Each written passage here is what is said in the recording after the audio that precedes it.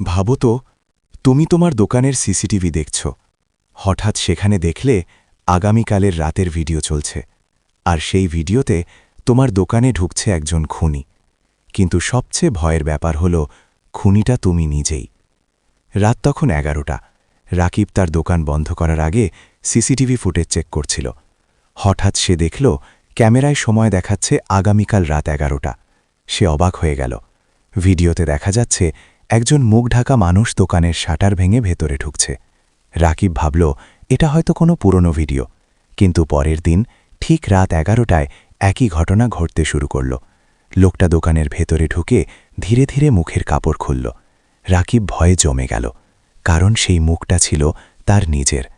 আর CCTV স্ক্রিনে শেষ লেখা ভেসে উঠল, নেক্সট ফুটেজ লোডিং। রাকিব বুঝতে পারল এই ক্যামেরা শুধু বর্তমান না, ভবিষ্যতের মৃত্যুও দেখায়। কিন্তু সবচেয়ে বড় প্রশ্ন হল, পরের ভিডিওতে কাকে দেখা যাবে? তোমার যদি এমন সিসিটিভি থাকত, তুমি কি নিজের ভবিষ্যৎ দেখার সাহস করতে? কমেন্টে বলো।